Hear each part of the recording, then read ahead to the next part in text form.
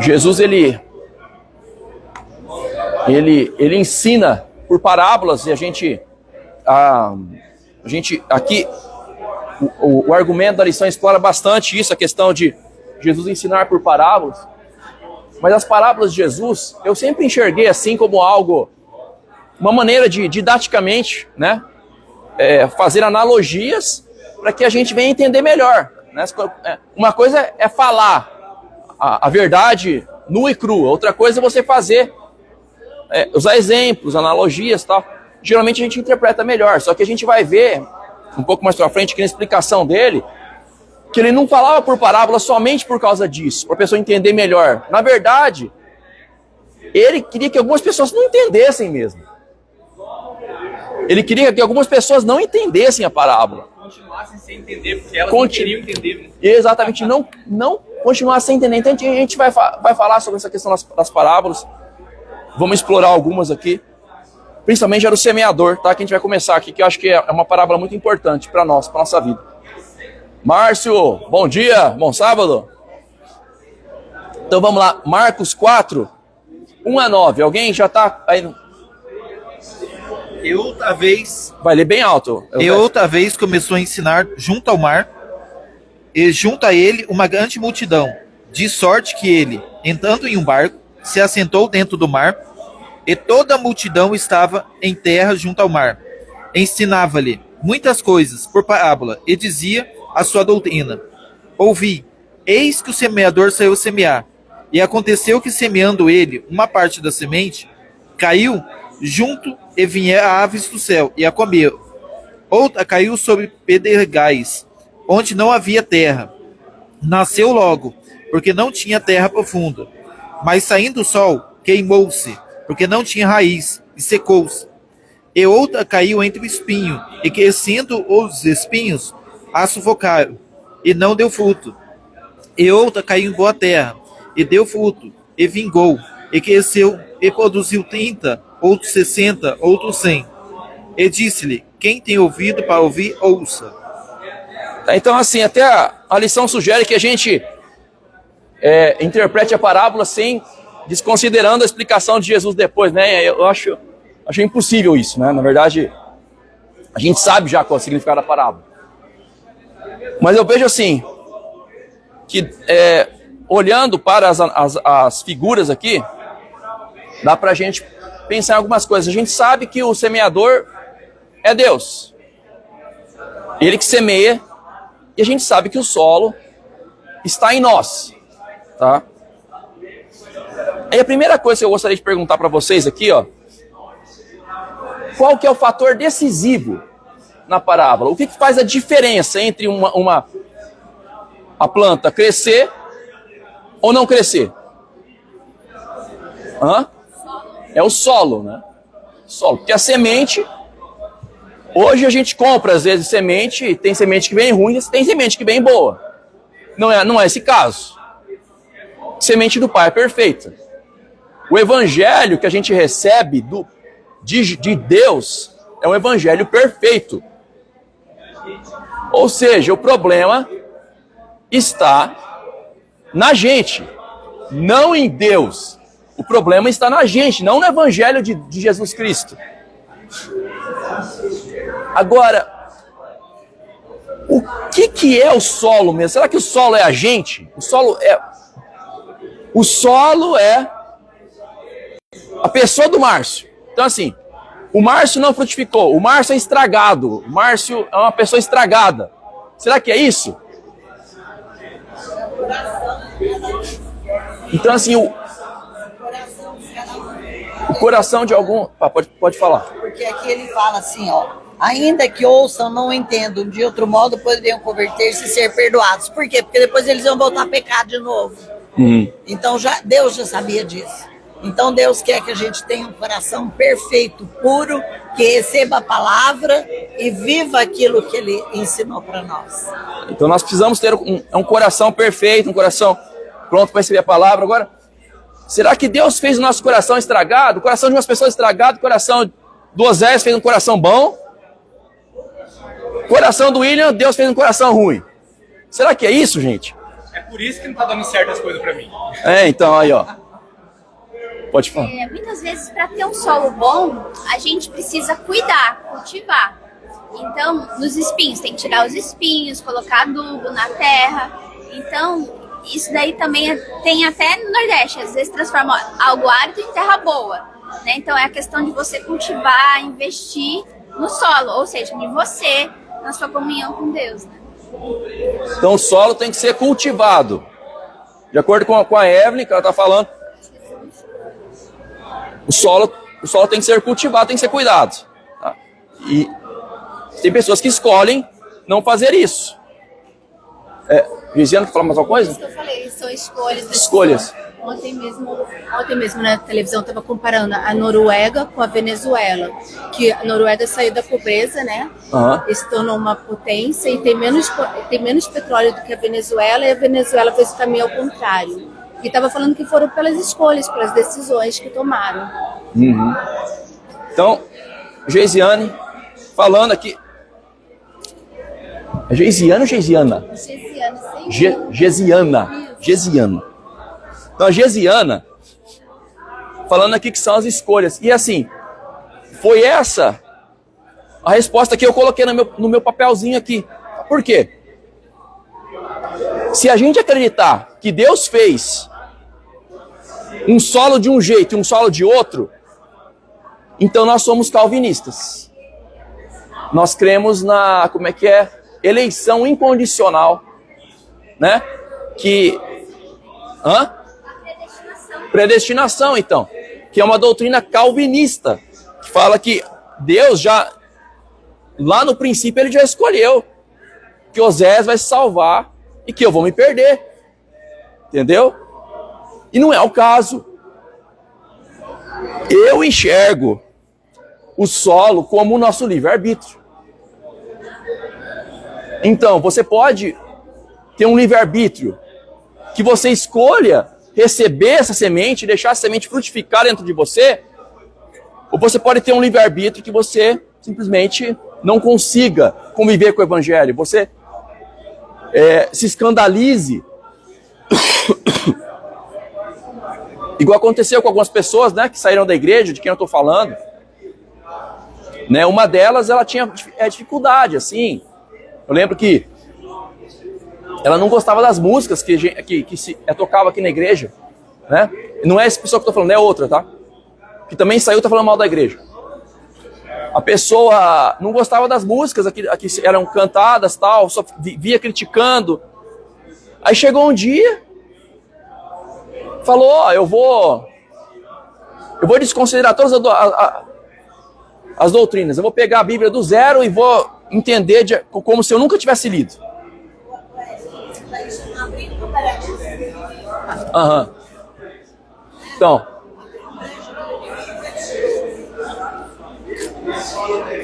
Então assim, eu vejo que deixa eu só terminar. Então eu vejo assim que, bom dia, sejam bem-vindas, bom? Então eu vejo assim que são escolhas. O que você vai fazer com as questões que aparecem diante de você? Você vai perseverar, né?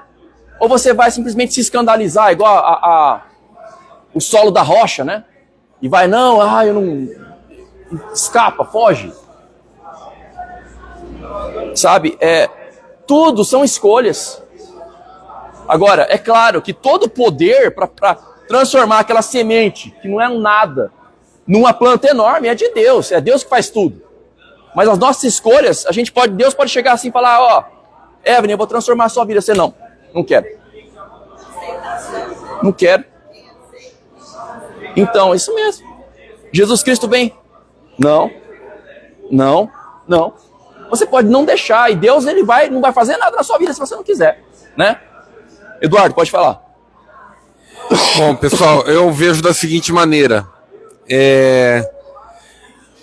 Como de fato foi dito, o solo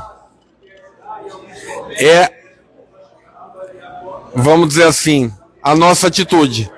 E a palavra, de fato, é perfeita. e é mais do que perfeita.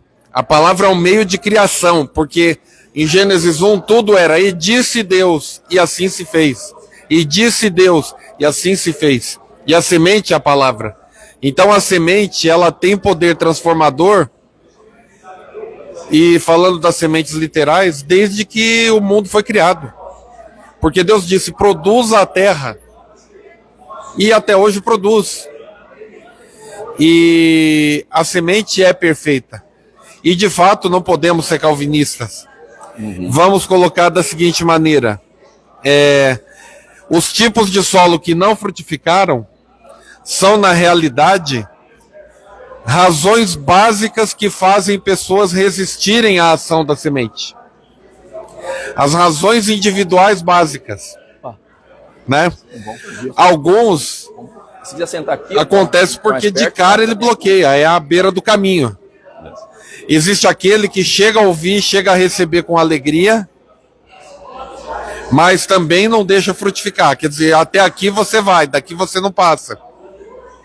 E existe o outro que quer levar a palavra junto com seus cuidados mundanos, né? Que não exerce fé. Agora, quando cremos na palavra e permitimos que ela haja, ela transforma. Esse é o solo bom. Queria comentar. vai lá.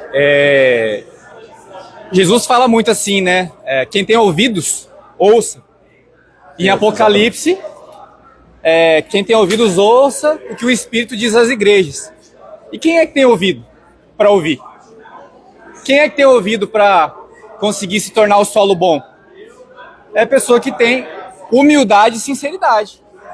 Quer dizer, a base do solo bom é a gente ter humildade e sinceridade. Quem tem humildade, quem se forma, se desenvolve, busca humildade, é a pessoa que vai conseguir permitir o fruto aparecer.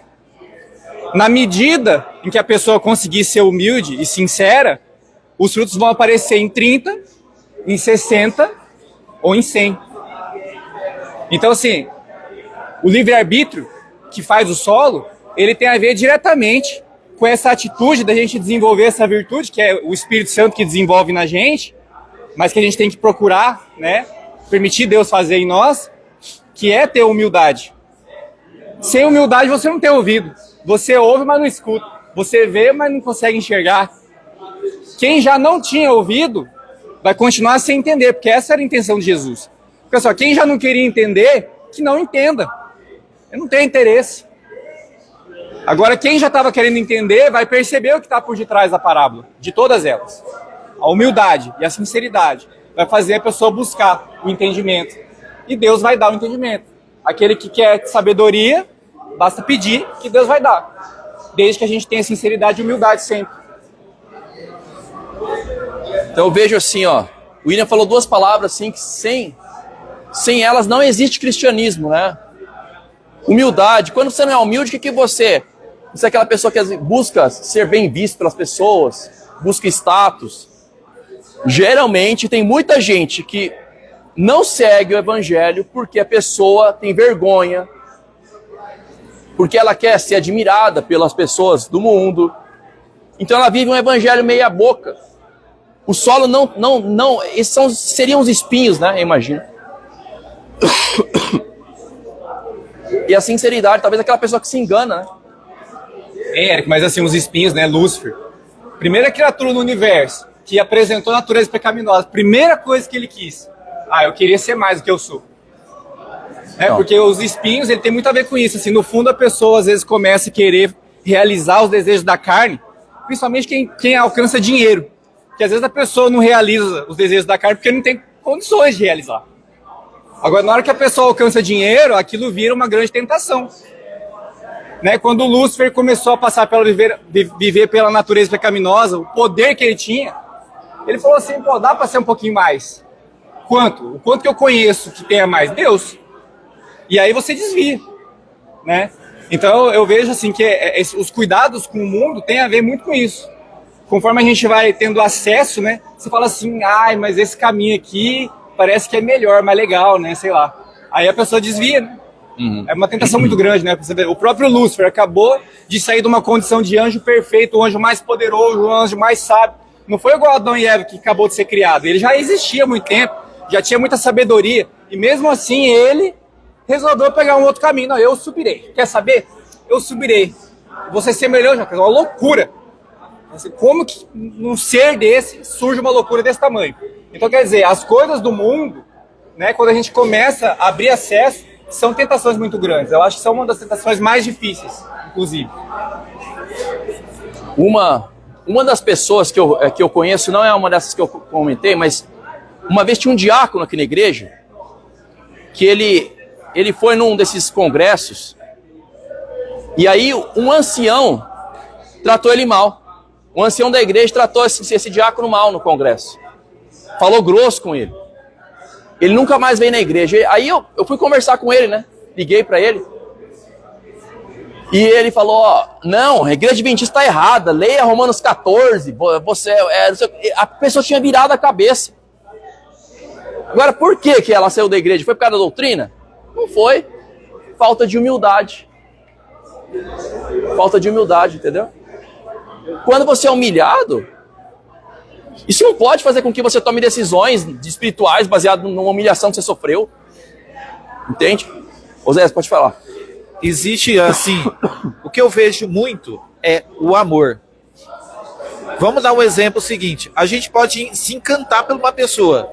Aquela pessoa fala bem, aquela pessoa é assim, aquela pessoa se veste assim. Só que muitas vezes você não ama aquela pessoa, então logo sufoca. Então, da mesma forma, se eu não amo a Deus, eu posso chegar aqui, me emocionar, chorar, tudo, saiu para fora ali, daqui a pouco eu desencanto. Então, a primeira coisa da nossa vida é amar a Deus. Se eu amo a Deus, eu posso chegar aqui e todo mundo me maltratar. Todo mundo. Eu vou distanciar? Não vou. Então, essa é a grande questão. Então, muitas vezes a gente não ama, a gente só é encantado pelas obras de Deus, mas a gente não ama Ele. Então, ó, Osés falou algo importante aqui, ó. Você precisa amar a Deus. Dizendo em outras palavras, você tem que estar aqui por causa de Deus. Não porque o irmão, eu acho bonito. Outro dia veio um rapaz aqui e falou, olha, eu tô feliz em estar aqui na igreja porque eu fui bem acolhido. Legal. Isso a gente tem que fazer mesmo, acolher as pessoas. Mas você não deve estar aqui na igreja porque você é bem acolhido. Você tem que estar aqui por causa de Deus. Você vem aqui adorar a Deus. Eu lembro que, assim, quando tinha um louvor aqui, quando eu cheguei, eu lembro. Eu fechava o olho, levantava a mão e tal. Eu via que algumas pessoas estranhavam, assim, não, o Eric, né? É pentecostal. Pentecostal e tal. Mas eu tô adorando a Deus aqui. Não interessa o que o irmão vai falar. O que vai... Eu tô aqui para adorar a Deus. E eu ouvi aquela mensagem assim. A palavra de Deus está sendo aberta, sabe? Não importa se o irmão que está lá falando na frente é pecador. Ah, eu vi o irmão lá, você fazendo não sei o quê. Não interessa. É a palavra de Deus que está sendo aberta. Você está aqui por causa de Deus, né? Então, eu acho que isso daí faz toda a diferença. Aí se o diácono te tratar mal, o ancião te tratar mal, se o outro lá na frente canta uma música horrível, que você odeia, né? O outro não tem amor. Tô nem aí, cara. Tô aqui por causa de Deus. Entendeu? O outro não me cumprimentou, que eu já ouvi já, gente. Eu nunca, uma outra pessoa, eu não vi mais na igreja porque o fulano de tal passa por mim e não me cumprimenta. E daí? Você vem aqui para adorar o fulano? Não, você vem aqui para adorar a Deus. Então, ponto. Entende? Vamos lá. Então, assim, você está vendo que esse negócio de você não focar em Deus, você está sendo um solo ruim? É uma decisão sua se focar no humano? É uma decisão sua. A gente convive com um monte de gente da igreja. Alguém não gosta de cumprimentar, tem gente que não gosta. Tem gente que ele é, vamos dizer assim, entre aspas, a gente fala assim, fulano é chato. Vai ter todo tipo de gente dentro da igreja, normal. Sim. Entendeu? Então a gente não pode pegar nesses detalhezinhos, não. A gente tem que vir aqui por causa do quê? Ah, não, eu vim aqui por causa de Cristo. É bom? Sim. é bom ter pessoa acolhida. Até foi conversar aqui, né, relacionado até uma pregação que você fez, que eu estava assistindo esses dias, que quando teve a recepção boa, teve muita gente que veio. O nosso amor, ele traz muita gente. Só que aí o amor tem que permanecer no coração, entrar no coração das pessoas, ela não sair, porque a igreja adventista, muitas vezes, o erro que ela tem, e a gente não pode focar nisso, é quando a pessoa se batiza, a gente deixa ela de lado. Né? Mas isso não pode ser o nosso foco, sair por causa de outra pessoa. Então, vamos continuar? Vamos ler. Você quer falar? Fala aí, fala aí. Na sexta-feira, fala assim, né, Ellen White? O amor precisa ser o motivo da ação. O amor é o princípio básico do governo de Deus no céu e na terra. E deve ser o fundamento do caráter cristão. Unicamente isso pode torná-lo e mantê-lo inabalável. E habilitá-lo a resistir às provas e às tentações. Isso aí me fez lembrar um conceito que a gente tem visto, né, ser propagado, da antifragilidade.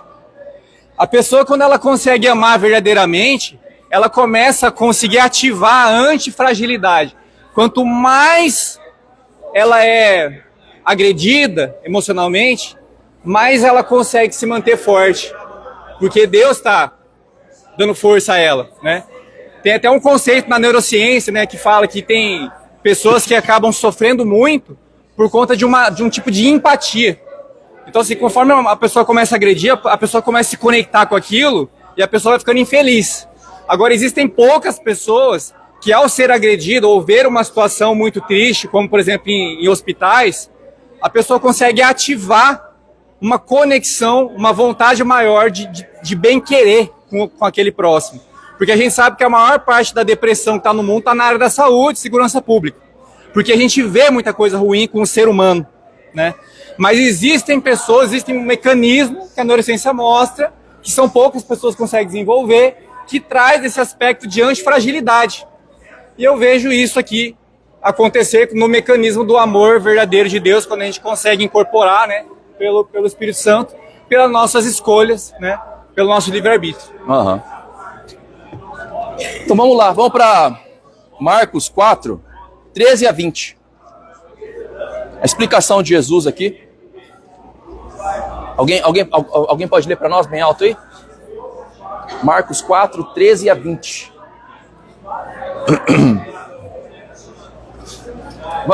Quer ler de novo, Zé? Vai lá, o Zé está no jeito aqui já. E disse-lhe: não sabeis essas parábolas? Como, pois, entendereis todas as parábolas? O que semeia a palavra. Os que estão junto do caminho são aquele quem a palavra é semeada. Mas tendo ouvido, vem logo Satanás e tira a palavra que foi semeada no seu coração. E da mesma forma que recebem a semente sobre pedregais, os quais, ouvindo a palavra, logo com alegria as recebem, mas não têm raiz a si mesmo.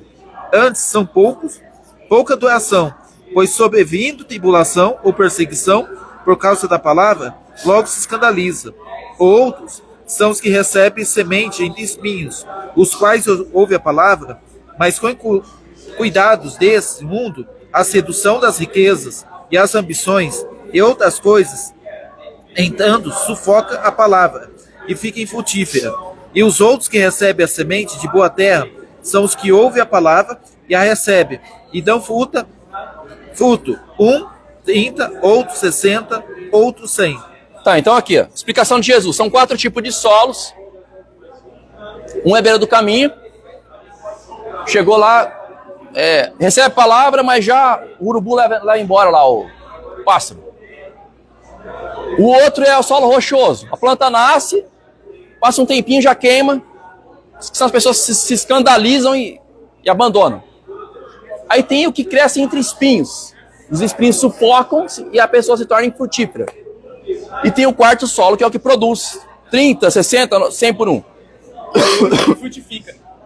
Isso. Nenhum dos 3 tá.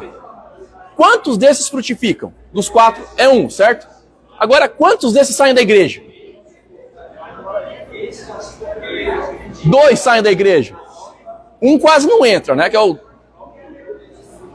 O solo com espinhos, ele continua na igreja, gente. A diferença é que ele não frutifica. Ele fica como um morto-vivo dentro da igreja. Sabe aquela pessoa que parece que não vive o evangelho, mas está na igreja. E aqui vem uma coisa assim, sabe, gente? A gente tem que estar sempre analisando nosso coração, as nossas ações. E aí, Manil, seja bem-vindo. Tem lugar aqui, viu, se você quiser. Porque é fácil. É fácil a gente se tornar esse solo espinhoso, gente. É muito fácil.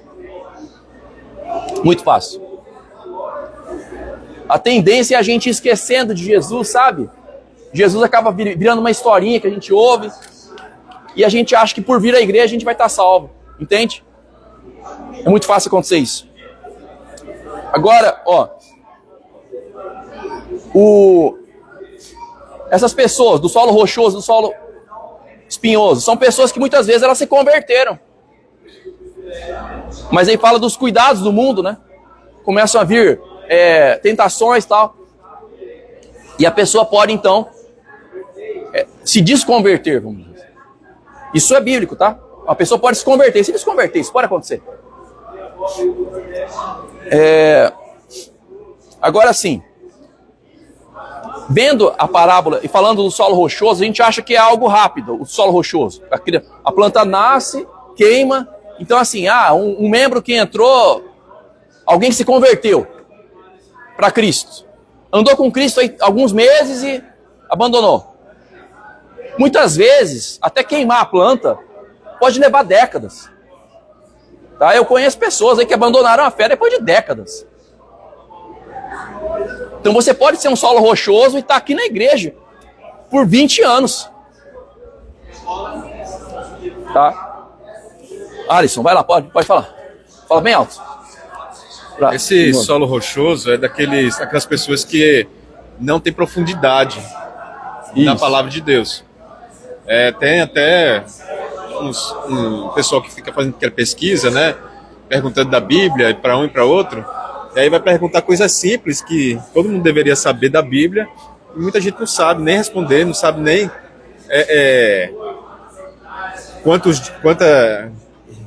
quantos mandamentos tem na Bíblia. Se for para perguntar um versículo, cite um versículo da Bíblia, não sabe nem citar um versículo. Então são pessoas assim vazias que tipo se dizem cristãos, mas que não estudam a palavra, não estão profundamente enraizadas na palavra. Então são pessoas assim, aqui no Brasil, se diz que o Brasil é o país mais cristão do mundo. Mas desses 9, digamos assim, são praticamente os 92% que se dizem cristãos. E só que o Brasil também é o segundo país mais promíscuo do mundo também. É o segundo país, né? Mais promíscuo. E aí como é que fica essa situação, né? País que se diz muito cristão e aí é muito promíscuo também. Então são pessoas realmente que se dizem, mas não têm a profundidade na palavra, né?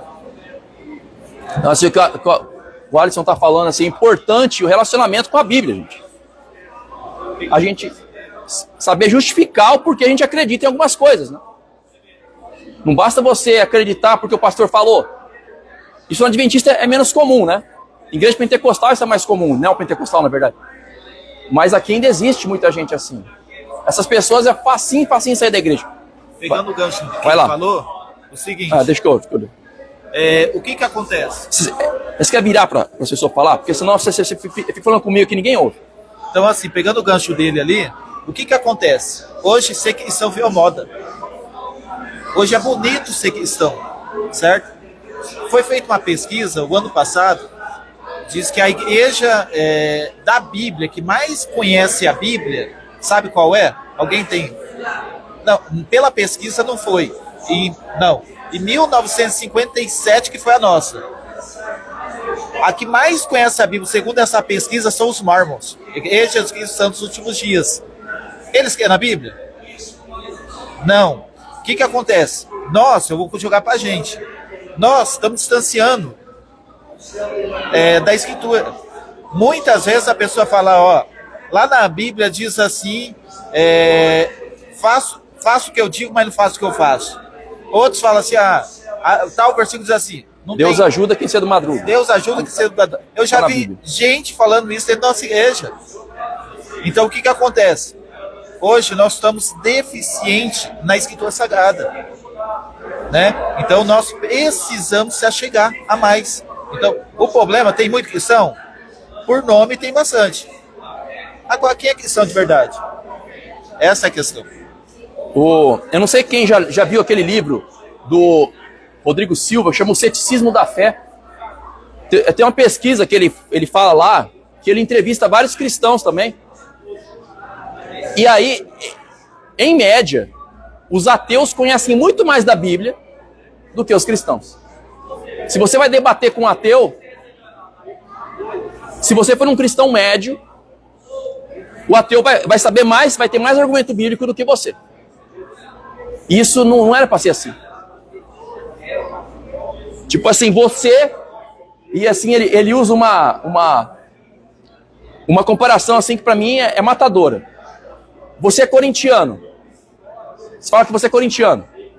Só que assim, você não sabe a escalação do Corinthians. Mas o outro que não é corintiano sabe.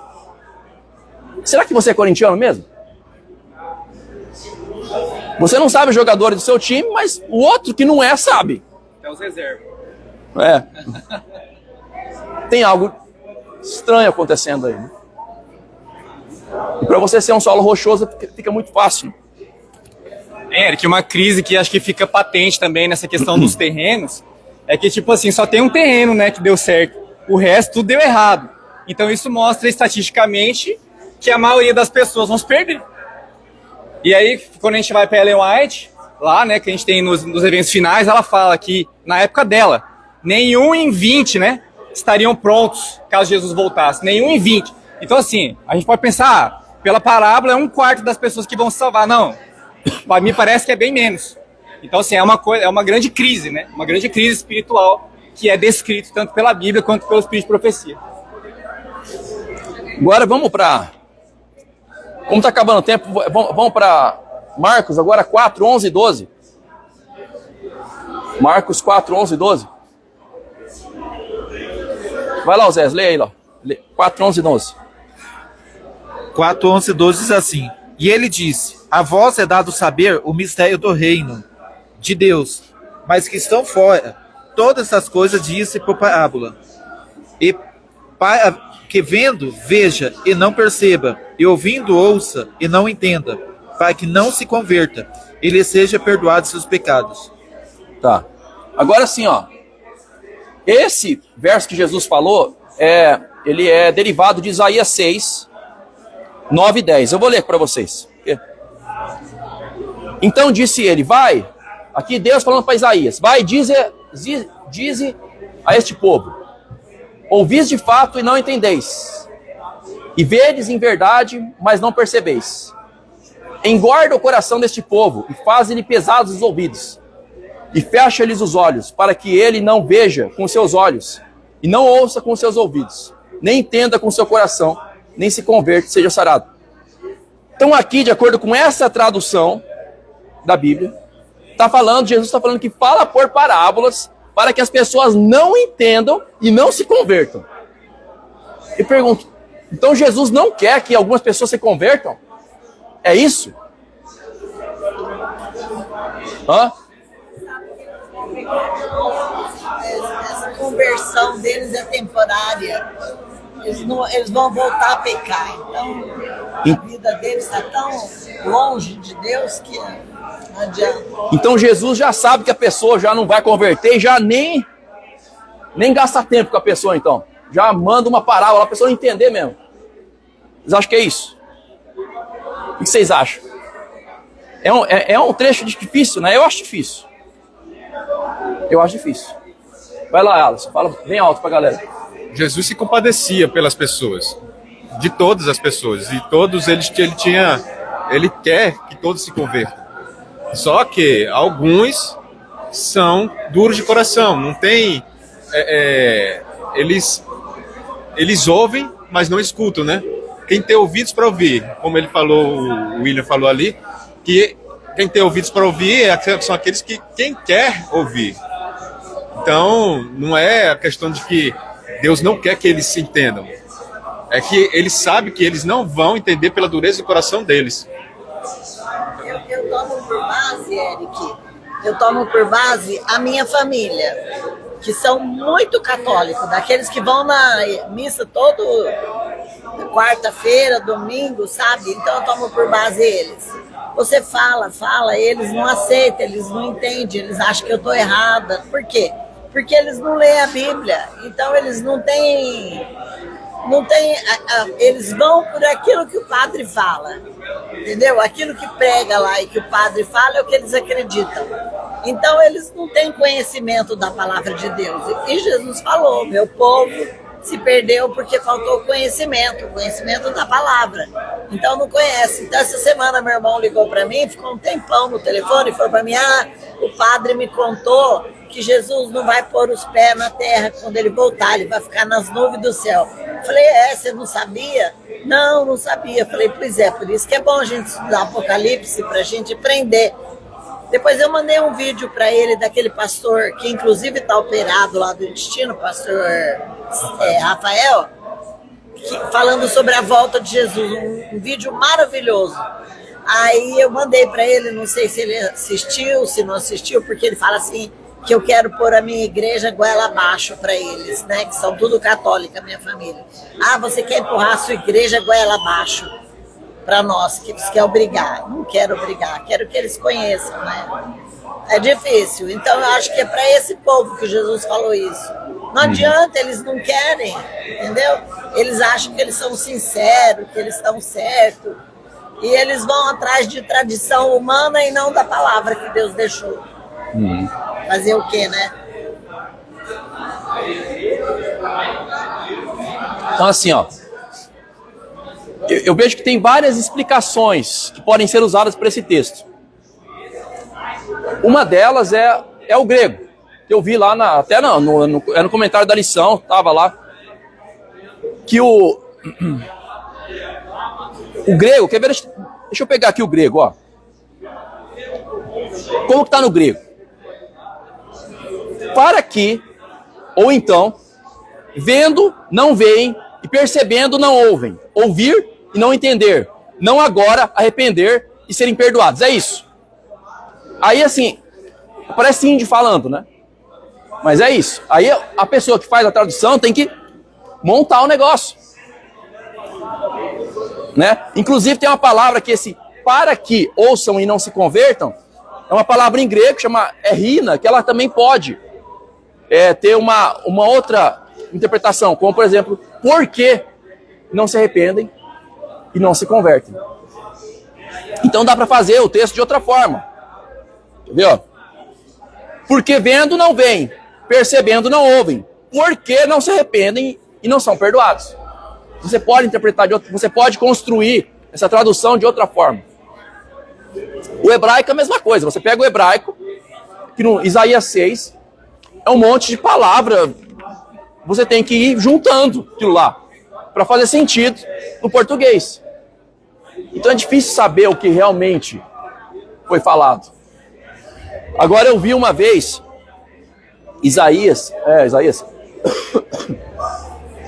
Eu vi o Rodrigo Silva explicando a questão lá de Deus ter endurecido o coração de Faraó, né? E ele fala assim que quando Deus fala, eu endureci o coração de Faraó, na verdade isso é uma expressão idiomática hebraica, que é quando assim, a pessoa não quer mesmo, ela não quer aceitar mesmo, não quer se converter, então ele fala assim, então eu endureço seu coração, ou seja assim, então vai e faz, entendeu? Então vai e vive. E você pode interpretar que isso é uma expressão idiomática, né? Então assim, para que, vai lá Isaías, prega para que esse povo ouça e já não se converta logo mesmo. Tipo assim, tá falando assim, vai lá Isaías, prega, porque eles não vão se converter mesmo, mas prega mesmo assim. Prega mesmo assim, tá? E, uma coisa, Sandra, pode falar. Jesus falou para os discípulos, vocês vão e pregam. Se eles não te aceitarem, você chacoalha até a poeira da sandália, entendeu? Então, Você vai dar a palavra, a pessoa não aceita, deixa pra lá. Uhum. É o que vai acontecer no fim do tempo, né? Uhum. Então, pode falar, No caso, Jesus, ele estava fazendo tipo uma previsão, né, do que ia acontecer. Até tem a questão de Pedro, que a lição comenta, que falou que ia negar, crer ser Jesus, mas depois Pedro falou, não, nunca foi. Mas foi um alerta do que ia acontecer. Mas aí, o que fez a diferença dele para Judas? Ele reconheceu o erro e ele falou assim, poxa, eu tenho que me apegar a Jesus porque eu não mereço perdão. Então eu vou pedir arrependimento. Então Jesus, ele tá falando o que vai acontecer, o decorrer dos fatos, mas ainda cabe a decisão da gente falar assim, não, eu quero mudar, eu sei que eu tenho essa tendência, se eu seguir meu coração vai ser esse o resultado, né? Se eu seguir as minhas ações, mas eu quero deixar o Espírito Santo atuar a meu favor para isso não se concretizar. Uhum. Então, é um alerta do que é a tendência natural das pessoas. Uhum. Mas Jesus também chama ao arrependimento. Uhum. Então Jesus quer que a gente se arrependa, né? Agora assim, ó. Como eu sempre entendi isso? Que Jesus, ao ele falar por parábolas, ele dá a possibilidade de várias interpretações. E você vai interpretar de acordo com o que você quiser. Se você quiser interpretar da maneira certa, você vai interpretar. Se você quiser interpretar da maneira errada, você vai interpretar. Então Jesus dá liberdade para você acreditar nele ou não, para você seguir a palavra dele ou não. Ele nunca vai chegar para você e aparecer aqui na sua frente e falar, eu existo, me siga, senão você vai morrer. Ele nunca vai fazer isso. Ele sempre vai dar uma possibilidade de você interpretar de outra forma. E acredito que as parábolas, elas cumprem bem esse papel. Tá? Assim, quem quer ter desculpa, ele deixa aberto. Quem quer ter desculpa para não seguir, tá aberta a desculpa aqui. Sim, né? Perfeito. É o Deus da liberdade.